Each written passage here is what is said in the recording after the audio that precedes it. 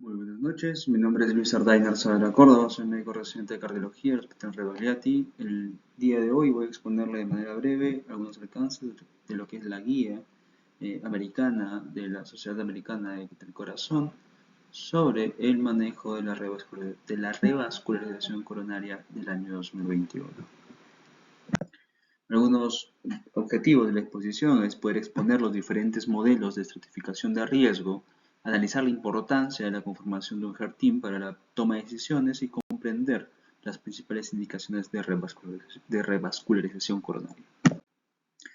Un punto importante de la guía que parte sobre asegurar la equidad en el acceso a los servicios o al manejo de revascularización miocárdica. Esto, dado que diferentes estudios, incluyendo grandes estudios como el Culprit Shock Trial, aseguraron muy baja población femenina, muy baja población de pacientes afroamericanos, que finalmente podrían llevar a un entendimiento de que este grupo especial de pacientes se está dejando de largo, ¿no? Entonces, es algo que debemos nosotros de poder asegurar y entender, ¿no? Miren, solo el Culprit Shock tenía solo 86 mujeres de todos los pacientes enrolados. Es un número bastante bajo y que creo es lo que principalmente eh, exhorta la guía para que los diferentes grupos puedan tener acceso a la revascularización miocárdica. Algo importante es la conformación o es la toma de decisiones. Aquí lo que la guía recomienda es que exista una toma de decisión ajustado a un consentimiento informado. ¿No? Hay que tener en cuenta también y tener en cuenta la decisión del paciente, la demanda de los pacientes, que el paciente sea partícipe de la toma de la decisión de la revascularización, ¿no? Eh, Asegurar que sea una decisión centrada en el cuidado del paciente, eh, que usemos diferentes herramientas para poder llegar a ellos y que ellos puedan entender cuáles son las implicancias, cuáles son los riesgos de una revascularización cardíaca, ¿no? Aquí algunos de las diferentes herramientas que la guía nos ofrece para poder usarlas y exponerlas a los pacientes, ¿no? La toma de decisiones compartidas es el concepto que evoca la guía o que la guía exhorta que uno la pueda seguir, ¿no?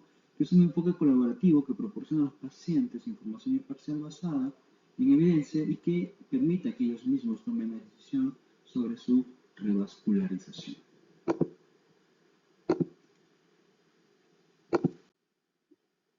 Bueno, aquí algo mucho más importante es que una vez que el paciente ya tomó la decisión de acceder a una revascularización, o que mejor dicho, el HERT se conformó y que va a tomar en cuenta la decisión del paciente, el HERT debe discutir cuál es el riesgo del paciente, ¿no? Entonces, para este grupo de pacientes que van a ir por una revascularización cardíaca en cirugía, hay diferentes scores, pero el que más se recomienda en esta guía es el STS Score, que es un score bastante amplio que no solamente evalúa mortalidad en la cirugía, sino también evalúa mortalidad a los 30 años, ¿no?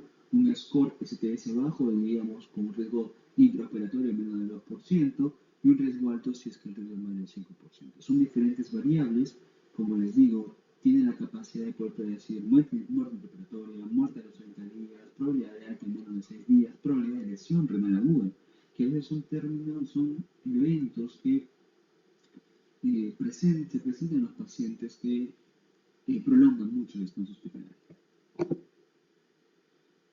También debemos de poder recordar cuáles son los diferentes escenarios o cuáles son las otras comorbilidades que también debo de considerar en mis pacientes en el momento de yo tomar la decisión de revascularización. Si el paciente tiene cirrosis, lo que mejor se recomienda para clasificar este grupo de pacientes es el escalamiento. Si tengo pacientes con fragilidad, lo que yo tengo que poder hacer es tomar test no solamente en base a los test de interrogantes, sino mucho más objetivos. En este caso lo que se recomienda es poder usar lo que es la velocidad de caminata, ¿no? Si el paciente está más malnutrido, hay que usar las herramientas como herramientas más que te pueden lograr al paciente si tiene un tipo de riesgo o no para la cirugía. Como les mencionaba, en cuanto a la fragilidad, lo que se recomienda pues es poder establecer usar herramientas un poco más efectivas. Y aquí es muy importante de clasificar a los pacientes con herramientas objetivas, ¿no? Como hacer el caminador lento. Yo le pido a mi paciente caminar 5 metros. Si el paciente demora más de 6 segundos en caminar esos 5 metros, lo catalogo como un caminador lento. Los diferentes estudios que les muestro acá han podido demostrar que en este grupo de pacientes que son catalogados como caminadores lentos, el riesgo intraoperatorio se eleva considerablemente. Por tanto, es algo que yo debo de poder considerar en este grupo de pacientes. Tener en cuenta que que no aplica para pacientes que van por una cirugía de emergencia, ni pacientes con una condición neuropsiquiátrica, ni mucho más con estabilidad cardíaca. Son para pacientes que van a una cirugía electiva.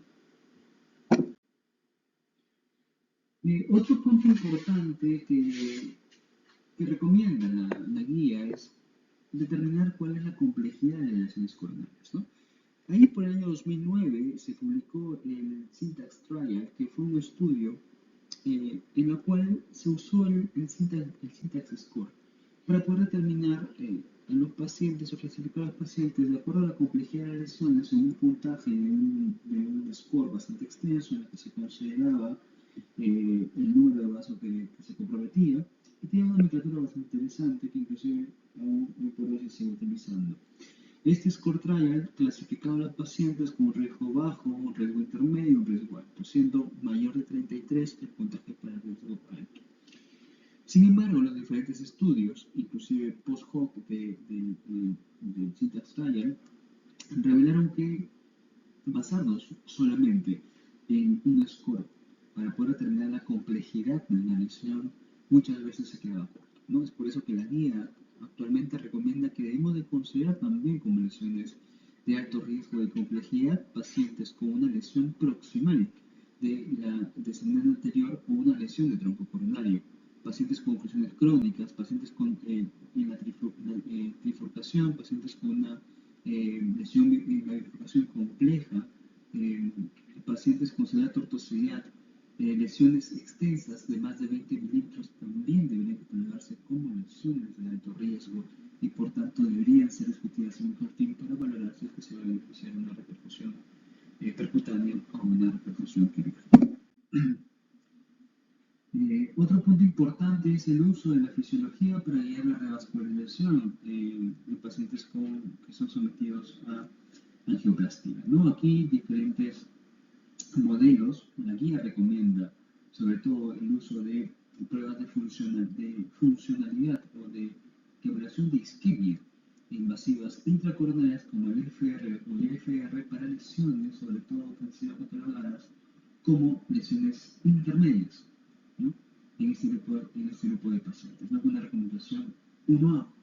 En este grupo de pacientes, recordar que FR y FR están diseñados no más que todo para guiar el tratamiento, pero sí para descartarlos. Es decir, si tengo pacientes con un FR más de 0,80, un FR más de 0,89, no se beneficiarían del tratamiento con angioplastia, ¿no? Por tanto, son un alto valor predictivo negativo. Es algo que al final debemos de nosotros poder considerar. Ya con él es un poco menor, pero creo que podría ir aumentando con el pasar de los años, con los nuevos estudios como el Octavius, el Octopus que han salido el año pasado, que podrían un poco aumentar el nivel de evidencia para lo que es el AEMOS o lo que es la OCT, ¿no? Que finalmente nosotros no vamos a poder tener una visión un poco más completa. Recordar que en el caso de los pacientes que son sometidos a AEBUS,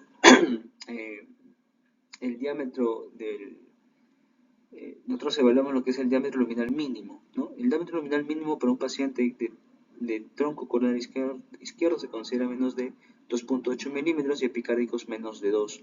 Un área luminal mínima para pacientes de vasos epicárdicos es menos de 4, mientras que para pacientes que tienen lesión de tronco se consideran significativas y son menos de 6 milímetros. Y eso es algo muy importante para poder tener en cuenta el momento de nosotros analizar nuestros pacientes que son sometidos a angioplastia.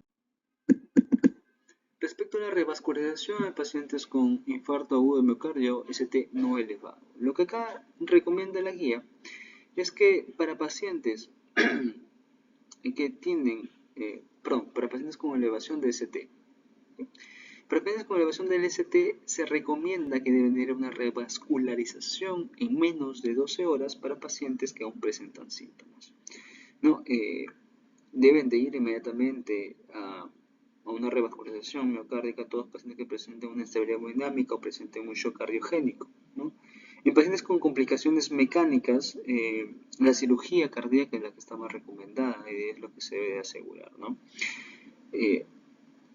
Y además, todo paciente que ha sido revascularizado por trombólisis debe ir sí o sí a una angioplastía. Esto en el contexto de que aproximadamente 30% de los pacientes que fueron trombolizados no tienen criterio de reperfusión y aquellos que tienen criterio de reperfusión electrocardiográficamente, 10% tienen una reperfusión ineficaz, es decir, un TIMI menos de 3. Y eso es, hay que poderlo tener en cuenta, ¿no? Aquí un poco que cae en contradicción la guía con la guía de revascularización europea, ¿no? Aquí el punto de corte para poderlo revascularizar, ¿no? Todos es el punto de corte de 24 horas. Lo que la guía dice que pacientes pasadas las 24 horas se deben revascularizar solo si hay evidencia de una extensión larga de isquemia. Pasado eso, no tendríamos por qué revascularizar a los pacientes. Es lo que te dice la guía, ¿no? Tenemos que ir para pacientes para evaluar con otras medidas de pruebas funcionales. Esto es en base en realidad a diferentes estudios ya bastante antiguos. No tenemos en realidad un poco de evidencia, ¿no? El OAT Trial en el 2006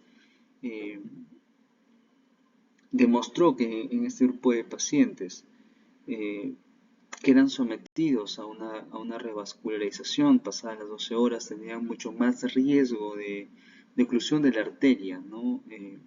Y por tanto tenían que ser sometidos a otra revascularización, lo que podía implicar y bajaba el nivel de evidencia para una revascularización en este grupo de pacientes, ¿no? Entonces, la AJA en esta guía considera lo siguiente, ¿no? No hay ningún estudio clínico al momento que examine el beneficio de la angioplastía en pacientes con elevación del CT elevado que se presentan más de 12 horas después del inicio de los síntomas, ¿no? Que es el periodo, digamos, de penumbra, ¿no? Pasado 24 horas la guía dice no debemos revascularizar. El problema es entre las 12 y las 24 horas. Pero se debe de considerar, sobre todo si es que hay isquemia en curso, ¿no? Pacientes en los que tengo una evidencia de una isquemia bastante extensa, tengo un electrocardiograma en la cual yo tengo evidencia de que tengo una lesión isquémica, ¿no? No es una lesión necrótica, ¿no? Que podría beneficiarse, por ejemplo, podríamos aplicar en ellos una angioplastía, ¿no?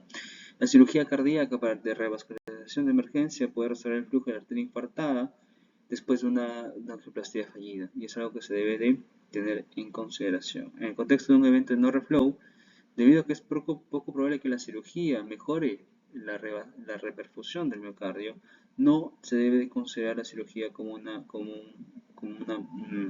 medida de emergencia. El no reflow tiene tratamiento médico, y es lo que debemos tener en cuenta. Entonces aquí tenemos, ¿no? Pacientes con elevación del CT elevado, menos de 12 horas, tengo factibilidad de revascularización por trombólisis.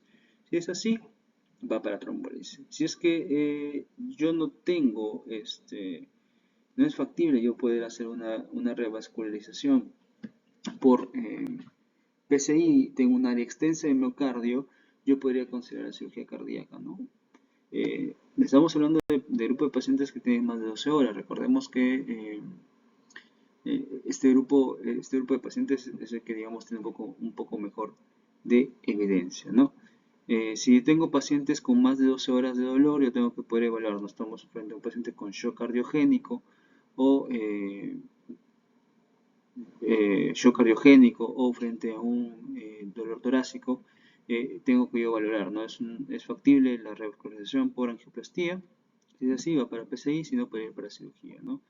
Isquemia en curso, falla cardíaca, inestabilidad eléctrica, podría ir a una revascularización, pero se dan cuenta que ya el nivel de evidencia cae, ¿no?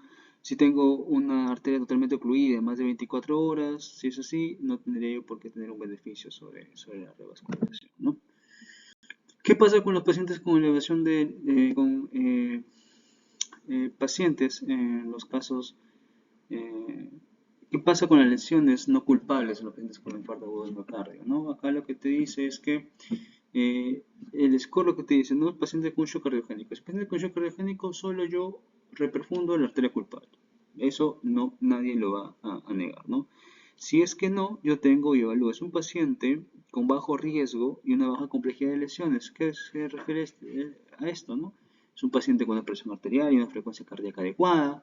Tengo una presión telediastólica del ventrículo izquierdo menos de 20 milímetros. No hay insuficiencia renal. Y tengo una anatomía de lesión simple, yo podría aprovechar en este grupo de pacientes poder tratar todas las demás arterias. Si es que no, lo que dice la guía es que yo puedo tratar o hacer una angioplastía por etapas, es decir, aquellas que se pueden realizar en el hospital antes del alta o hasta los 45 días después del infarto agudo del miocardio, ¿no? Y eso es algo que yo tengo que considerar.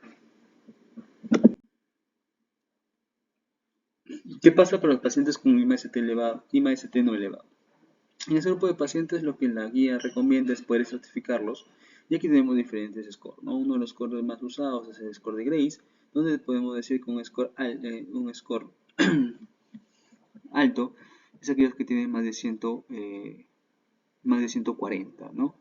Tenemos que tener en cuenta también que el otro score que se puede utilizar es el score de TIMI, en la cual evalúa estos 7 factores y en la cual hablaremos de un score alto si es que es más de 5. Un score alto nos podría nosotros poder guiar en ese grupo de pacientes que deben de ir a una revascularización urgente, ¿no? Un paciente, tenemos que tener en cuenta que el término que usa acá la guía es un término urgente, ¿no? Un paciente que se debe hacer durante la misma hospitalización, la revascularización. Son pacientes que tienen un tipo de falla cardíaca o tienen inclusive volumen de contrapulsación intraaórtica. La guía indica que son pacientes de riesgo, pacientes con score más de 140, mayores de 65 años o con marcadores cardíacos elevados. En este grupo de pacientes, lo que se recomienda es que deben de ir a una revascularización cardíaca urgente, ¿no?